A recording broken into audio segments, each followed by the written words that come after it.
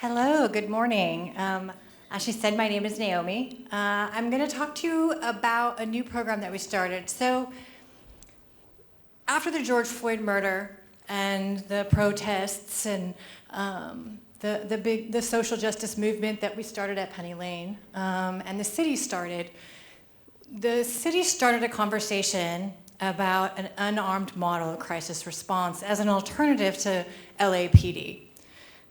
This was a big task, and it took about 2 years to actually see it come through. We had invited Vanessa from the city to join us today. Are you here, Vanessa? Oh, she's here in spirit. I wanted to introduce her because she was the spearhead behind actually making this happen.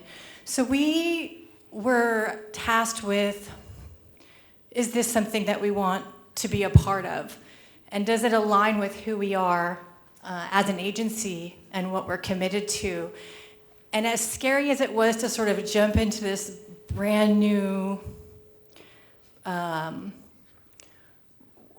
model, it was also super exciting. And I have always been a proponent of social justice and racial justice, which is how I've been at Penny Lane for 20 years, doing intensive mental health, working with our most at-risk populations. It's always been a big passion, and which is why I'm still at Penny Lane, because it is a big passion for Penny Lane as well, and well aligned. So 6 months ago, I'm excited to say we actually finally started this pilot. So there were 3 agencies that were contracted with the city to provide this unarmed model of crisis response, with the idea that when someone calls 911 for nonviolent calls not involving weapons, calls that the police don't necessarily need to show up with their guns, and they can be resolved and de-escalated in a better way. And so there were 3 agencies identified as part of the pilot in 3 different LAPD divisions.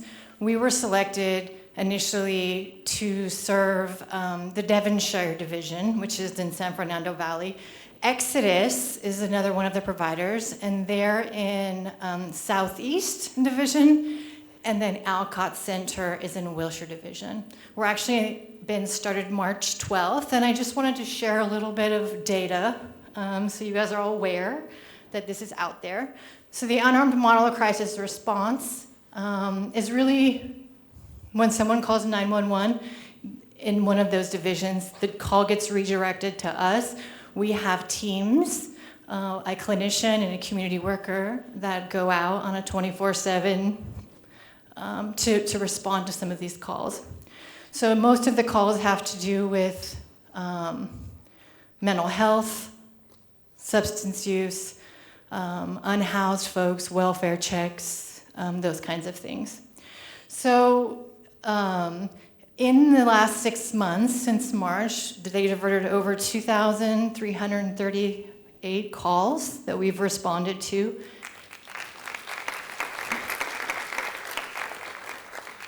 And I'm happy to say that all of those calls ended up with everybody walking away healthy and alive. 95% of those calls were completed entirely without LAPD support.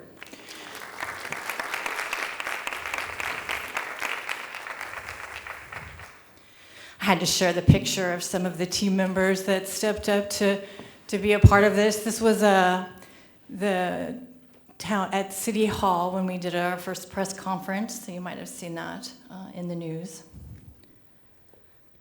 There's a newsletter that comes out every month to support this. Obviously, this is a pilot.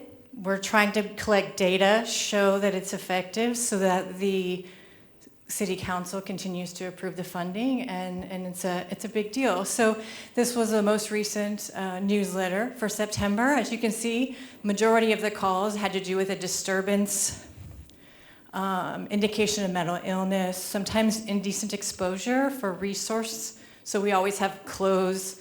We also provide basic needs for a lot of the folks. Most of the calls are folks that are unhoused. So when I was thinking about this presentation, I wanted to think about the story behind this. And when this program first started, I was going out on the calls because I wanted to see, what is this about? And some of those stories that were so impactful, and the stories that my teams tell me consistently over and over. And the reason we have these conferences is that we can all take something away from here that we can do, and maybe changes that we can make to change the system. And I have been and learned some pretty incredible things just in the last 6 months, and that challenged my own implicit biases, that have challenged my team's biases, and really understanding the community in a different kind of way. And I want to share some of that with you. The first thing so I want to do a quick poll with you guys. And I want you to really, some of these questions are going to be a little shocking, maybe. And I'm going to ask you to be really honest with yourself when you answer these. No one knows what you say. I don't know that you answered a specific way. It's just wanting to sort of get an idea, and it's to invoke some thought. So please be honest with your answers. So I'm going to put a QR code up here. If you can pull up the survey, I believe there's 9 questions for you to answer.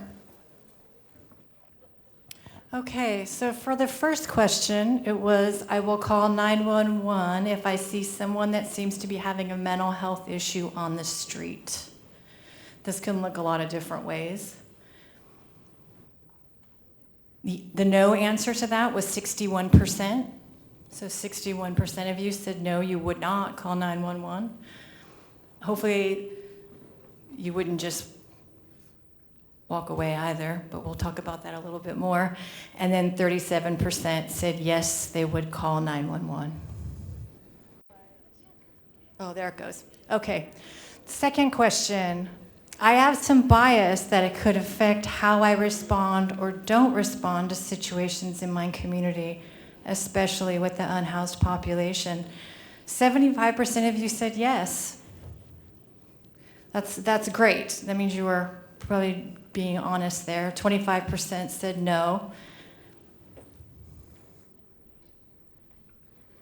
If I saw an individual on a park bench and I wasn't sure if they were okay, I would call 911 just to be sure.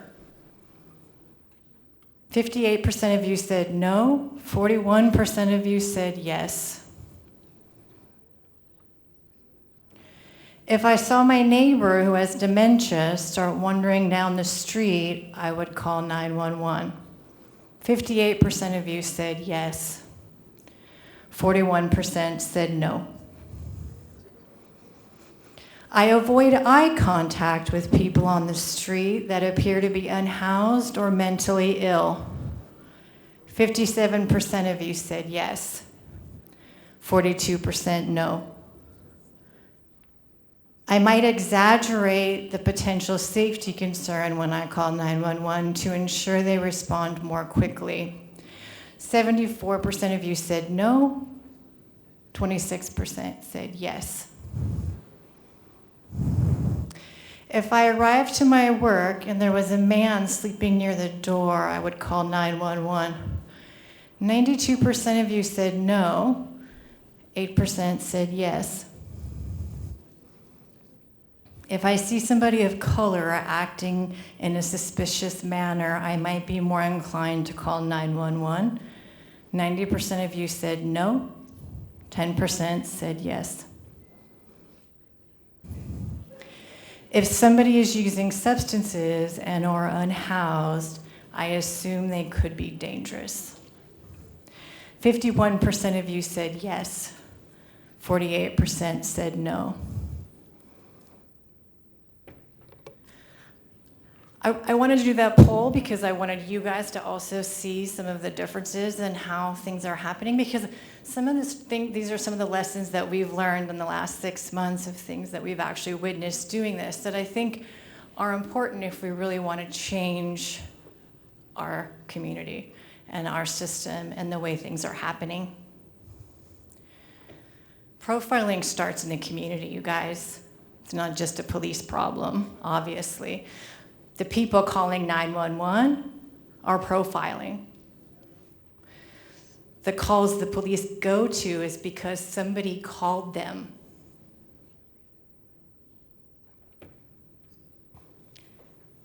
The systemic racism starts in the community. Many calls identify people of color. When we arrive, they're not. This is the descriptions that come into 911.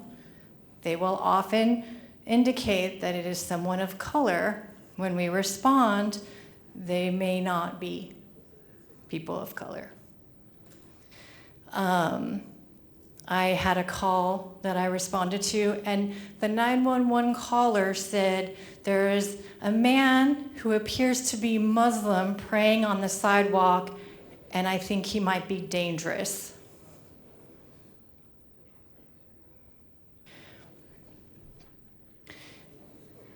They're either people of color that are often described or an assumption that they are an unhoused or homeless person that don't have a right to be wherever they are. This is why people are calling 911. These are the calls going to LAPD. We are asking the police to do more than what they should be doing.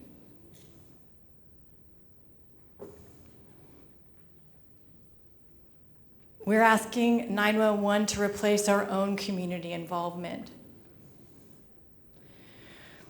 We need to do a better job of helping people to be a part of their community and reaching out to each other.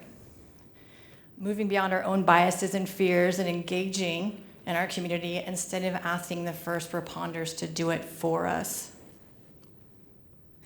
So many of our calls, I remember I responded to a call, and it was a man who was unhoused, and he was just sleeping next to on the sidewalk. He wasn't doing anything wrong or inappropriate. He was just sleeping. And the business owner had called and said, he's going to scare people. He's just there with his bicycle resting. I said, what is he doing? Well, he can't be there. And then, of course, there's the political rant that goes on with that. And so we engaged with him. And the first thing he said to me when I asked him his name was, anything I say can and will be used against me in a court of law. And he continued to repeat that statement. And I just continued to talk with him, and I said, are you hungry? Can I get you something to eat? This is my name. You don't have to tell me yours. After a little bit of time, he finally did give his name, and he said, why are you here? And I said, well, there's some folks, the business owner that wants you to leave. And he said, well, why didn't he just ask me? Why didn't he just ask me? Another call we went out on was some unhoused folks that had a couple of their belongings on the grass in front of a business. And we arrived, and the caller said, what are you doing here? We wanted the police. You can't give them a ticket. I said, well, why do they need a ticket? His stuff is on my grass. And he said, and what are you going to do? I said, well, we're going to talk to him. Have you tried talking to him? Well, no. Well, why? Because that implicit bias prevents us from engaging. We had a woman who, this is where the dementia question came up, who was suffering from dementia, living alone. And we had several calls from a neighbor saying that they saw her wandering around. But they never once went out and actually tried to help her. They called 911, and how long did it take someone to actually get there could have made all the difference in whether she was safe or not. So, we get a lot of well-being checks. Oh, there's a person sitting on the park bench. I'm not sure if they're okay. Did you check? We call them often the caller if they allow us. Did you try to talk to them? Oh no. Someone else can go check. We're giving away and expecting first responders and LAPD to be involved in our community. You know, I have family that live in the Midwest, and I recently went back for a visit in the summer, and I have a 96-year-old aunt who lives alone and has nobody near her. She's all by herself. And do you know her neighbors have a system where they check on her? If she doesn't open her curtain in the morning, the neighbors across the street will come and check on her. One neighbor mows her lawn for her. I guarantee you, if they saw her, we were there visiting and they didn't recognize our car, and they came over to check on her. So you compare that kind of community to the community where you have a neighbor who knows the woman has dementia that lives next door, sees her wandering, and doesn't try to at all reach out and help her. So we have a community problem that's become very apparent that we can all be a part of fixing and in re-engaging, because that's the only way this system changes.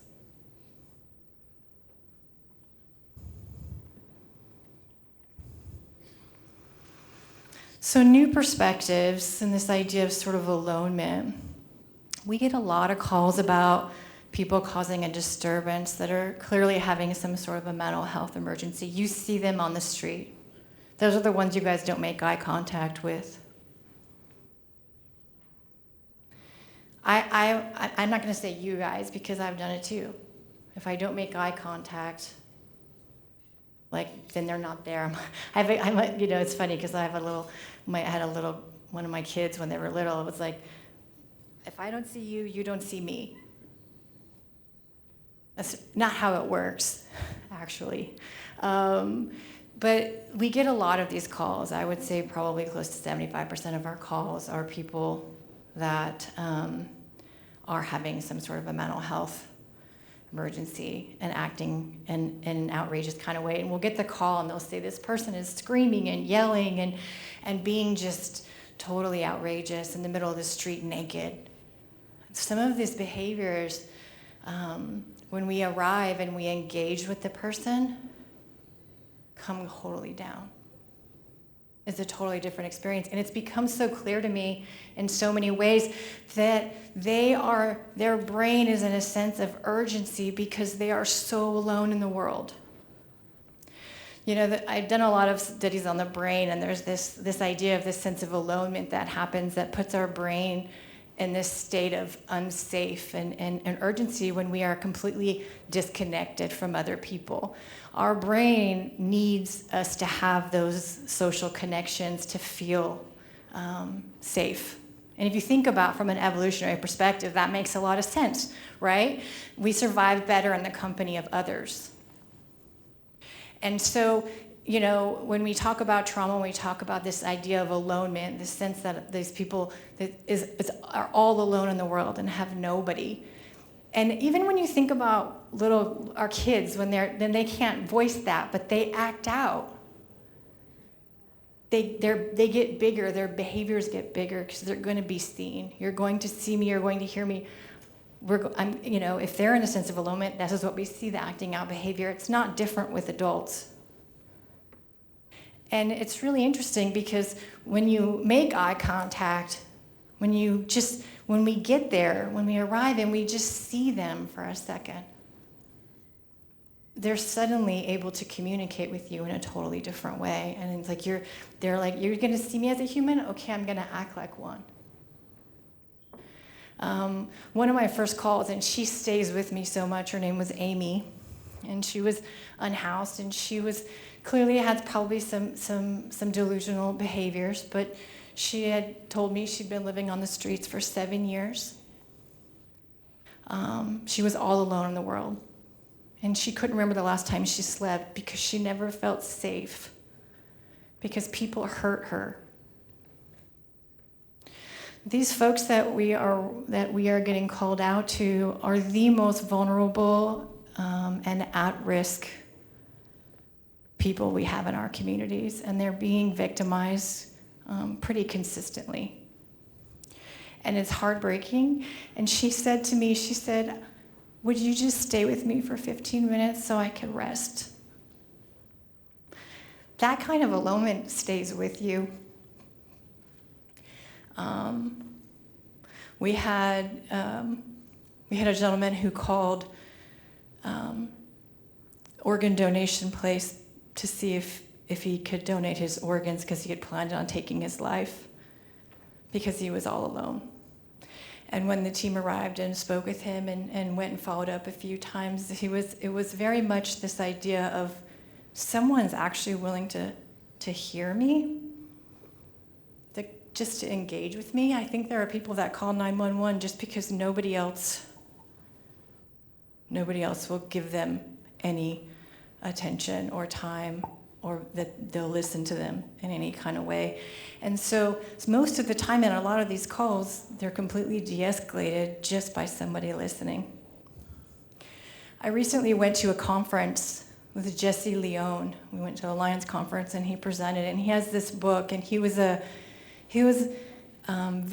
had dealt with a lot of trauma and abuse as a child, and he was involved in gangs, and he was living on the street for a long time and involved in substance use. And he shared this just complex trauma history. And one of the things that he said that really stood out to me was sometimes all it took was someone looking him in the eye and acknowledging his existence to make him be able to feel like he was going to be okay. Didn't have to do anything, didn't have to say anything, just acknowledge. So the power of the fact that more than half of you rarely even make eye contact with some of these people on the street, and maybe even rather not want to see them, just making that eye contact could be such a powerful intervention. Just recognizing that I see you as a human, as a person who's hurting, even though I can't fix it. Because I think that's sometimes why we don't look, because it's painful for us too, as most of us being social workers, because I can't help this person right now. It's completely outside of my control, but you can by acknowledging them.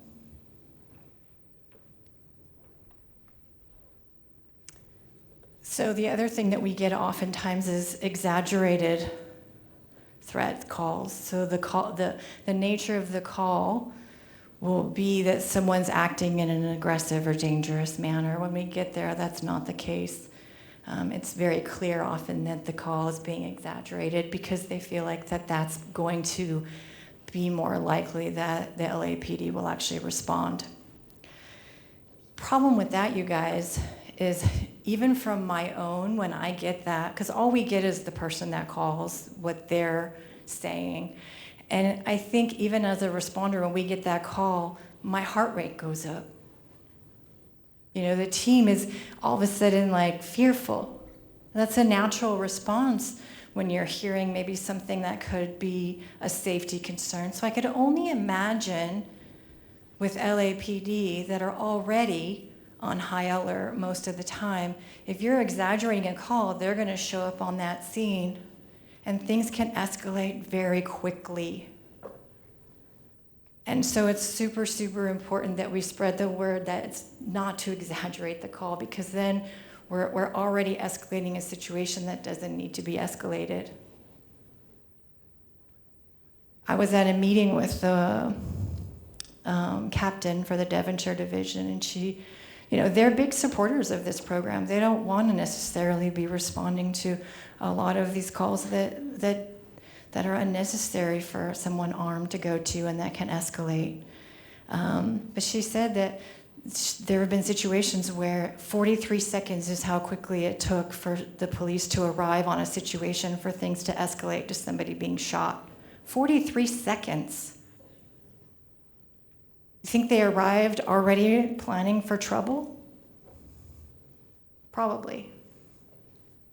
So these are things that we can take away from here to be thinking about how we can make a difference and being aware of these things, because these are things that I learned in this 6 months that I wasn't necessarily aware of.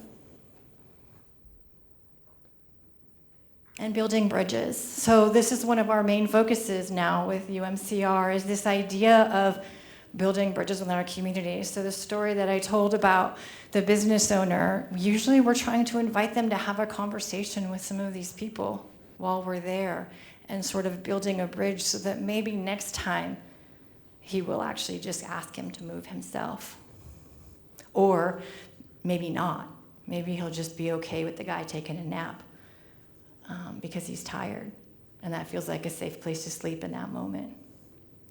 But it's about building bridges and relationships, and so we're, really trying to help people get engaged in their own community and recognizing all the members of their community, regardless of their housing status or their skin color. And I think what I'd like you guys to take with you from here is really the question of how can you all get more engaged in your community and our neighborhoods? How can we all become more engaged and involved and stop asking LAPD to do it for us? That's all I have for you guys.